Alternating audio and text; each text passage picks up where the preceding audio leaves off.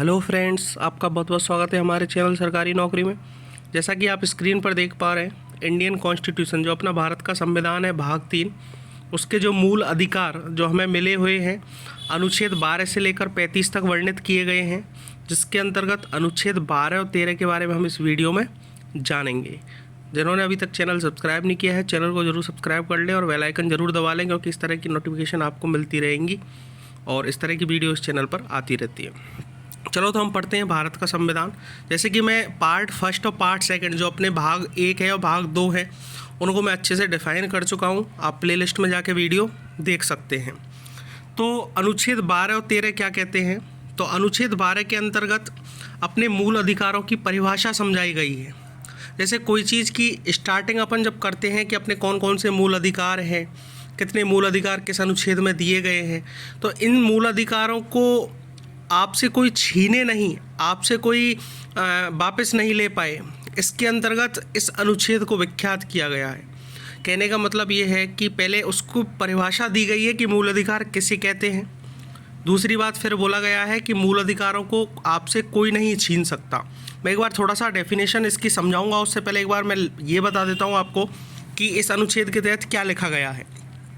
इस भाग में जब तक कि संदर्भ से अन्यथा अपेक्षित न हो, राज्य के अंतर्गत भारत की सरकार और संसद तथा राज्यों में से प्रत्येक राज्य की सरकार और विधानमंडल तथा भारत के राज्य क्षेत्र के भीतर या भारत सरकार के नियंत्रण के अधीन सभी स्थानीय और अन्य प्राधिकारी हैं।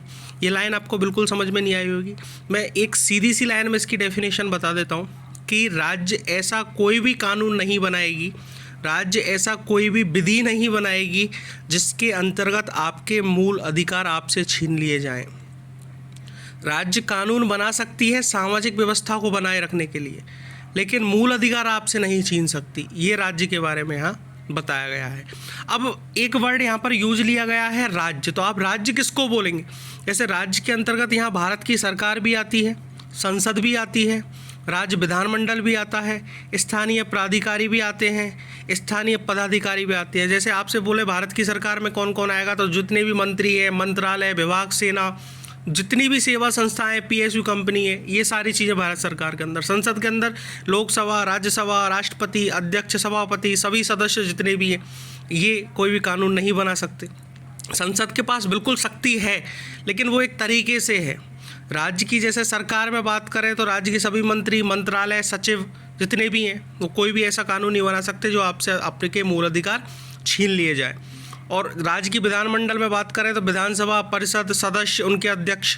स्थानीय प्राधिकारी में बात करें तो जैसे नगर पालिका हुई, पंचायत संस्था हुई, LIC, ONGC, गेल, ये जितनी भी कंपनी है, स्थानीय प्राधिकारी है। स्थानीय पदाधिकारी में बात करें तो कमिश्नर हुआ, कलेक्टर हुआ, पुलिस, सरकारी डॉक्टर, बस ड्राइवर।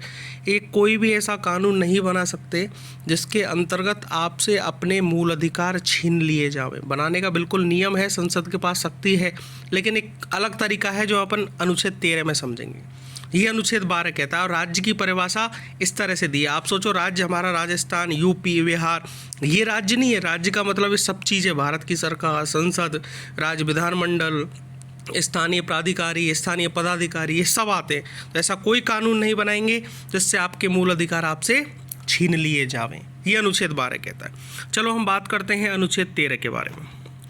अनुच्छेद 13 में पहले आपको मैं पढ़ के बता देता हूँ, फिर उसको अच्छे से एक्सप्लेन कर दूँगा। मूल अधिकारों से असंगत या उनका अल्पीकरण करने वाली विधियाँ। देखो इसमें क्या लिखा गया है। इस संविधान के प्रारंभ से ठीक पहले भारत के राज्य क्षेत्र में प्रवृत्त सभी विधियाँ उस मात्रा तक शून्य होगी जिस तक वे इस भाग के उपबंधों से असंगत हैं। कहने का मतलब ये है कि जब संविधान नहीं बना था, उससे पहले कुछ कानून इस देश में चलते थे। जो कानून बनाए गए थे तो वो ऐसे कानून हैं जो आपके मूल अधिकारों को छीन रहे हैं। तो संसद के पास शक्ति है कि वो उस कानून को हटाया जा सकता है। यदि वो कानून आपके मूल अधिकारों को कोई परेशान नहीं कर रहे हैं, छीन नहीं रहे हैं, तो फिर वो कानून यथावत स्थिति में बने रहेंगे। अब दूसरी बात, इसी लाइन का मतलब आप समझने की कोशिश करना कि जैसे आप किसी को कुछ गलत बोल देते हैं, आप तो ये बोलोगे कि मुझे स्वतंत्रता का अधिकार है, लेकिन सामने वाले को वो चीज़ गलत लग रही है, तो इसका मतलब आप किसी को असंगत कर रहे हैं। ठीक है ना, आपकी जो बात है किसी दूसरे को परेशान कर रही है, तो इस कंडीशन में भी आपके मूल अधिकारों का अल्पीकरण हो सकता है, मतलब आपके मूल अधिकार कम किए जा सकते हैं।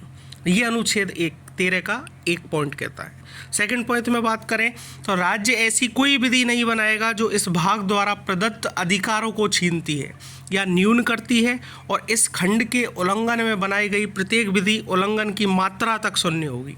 इसका मतलब ये है कि राज्य को कोई अधिकार नहीं है ऐसा कानून बनाने का जो आपके मूल अधिकारों का हनन करे या आपके मूल अधिकारों को छीन ले आपसे। राज्य सरकार कोई ऐसा कानून नहीं बना सकती, या फिर कम भी कर दे ऐसा भी कोई कानून नहीं बनेगा। यदि ऐसा बनता है तो वो एक मात्रा तक शून्य होगा, लेकिन कंडीशन ये है कि अल्पीकरण की कंडीशन होगी, असंगत की कंडीशन होगी, तो आपका जो मूल अधिकार है अल्पीकरण कर दिया जाएगा, मतलब कम कर दिया जाएगा यदि कुछ गलत देखा गया तो। इसके बाद तीसरे पॉइंट बात करें तो इस अनुच्छेद में जब तक कि संदर्भ से अन्यथा अपेक्षित न हो, विधि के अंतर्गत भारत के राज्य क्षेत्र में विधि का बल रखने वाला कोई अध्यादेश, आदेश, उपविधि, नियम, विनियम, अधिसूचना, रूढ़ि या प्रथा है। विधि का मतलब ये है कि कोई भी आदेश नहीं दे सकता, कोई भी अध्यादेश नहीं लाया जा सकता, कोई भी उपविधि नहीं दी जा सकती, कोई नियम नहीं बनाया जा सकता, कोई अधिसूचना नहीं दी जा सकती, या कोई रूढ़ि या प्रथा स्टार्ट नहीं किया जा सकता जो आपके मूल अधिकारों को छीन ले। प्रवृत्ति विधि से क्या मतलब है? इसके अंतर्गत भारत के राज्य क्षेत्र में किसी विधानमंडल या अन्य सक्षम प्राधिकारी द्वारा इस संविधान के प्रारंभ से पहले पारित या बनाई गई विधि है। मतलब प्रवृत्ति विधि ये है कि संविधान जब बना उससे पहले कोई कानून चल रहा है, उससे पहले कोई विधि चल रही है, उसको बोलते हैं प्रवृत्ति विधि। मतलब पहले बनाई गई विधि जो पहले से ही निरसित नहीं कर दी गई है, चाहे ऐसी कोई विधि या उसका कोई भाग या उस समय पूर्णतः विशिष्ट क्षेत्रों में प्रवर्तन नहीं है। मैं पहले भी समझा चुका हूँ कि संविधान बना उससे पहले कोई भी यदि आपको कोई भी कानून होगा, आपका कोई भी विधि होगी, यदि वो आपके मूल अधिकारों को हनन नहीं कर रही है तो वो यथावत स्थिति में बनी रहेगी, वरना उसको भी हटा दिया जाएगा। अब दूसरी बात कि हमारे मूल अधिकार हमसे कोई यदि छीन ले तो हम किसके पास जाएं? तो केवल और केवल आप सीधा सुप्रीम कोर्ट जा सकते हैं, सुप्रीम कोर्ट में रिट लगा सकते हैं। मैं आपको समझाऊंगा आगे चल के, अनुच्छेद 32 में बात बताई गई है। सुप्रीम कोर्ट जाकर आप सीधा का सीधा रिट लगा सकते हैं, ये आपके पास अधिकार है। सुप्रीम कोर्ट और हाई कोर्ट ये आपके मूल अधिकारों की रक्षा करता है। जैसे आप बोलोगे सर संसद को कैसे नहीं है, तो संसद की बात करें तो ऐसे संसद को अधिकार मिल जाता तो संसद हमारे मूल अधिकारों को कभी भी छीन सकती थी। अब मूल अधिकार किस कंडीशन में छीने जा सकते हैं? तो जब आपातकाल लग जाए तो उस कंडीशन में मूल अधिकार आपसे कम किए जा सकते हैं। पूरे तो वो भी नहीं छीन सकते, क्योंकि उस कंडीशन में 2 अनुच्छेद में अभी आगे बताऊंगा, उस कंडीशन में 2 अनुच्छेद तो बिल्कुल नहीं छीने जाएंगे, वो आपके पास ही रहेंगे। बाकी और अधिकारों को कम किया जा सकता है या ख़त्म भी किया जा सकता है आपातकाल की कंडीशन में। राष्ट्रपति के सिफारिश पे राष्ट्रपति कर सकता है ऐसा। तो ये अनुच्छेद 12 और 13 आपको अच्छे से समझाता है। जिसको वीडियो अच्छी लगी हो लाइक कमेंट ज़रूर करना।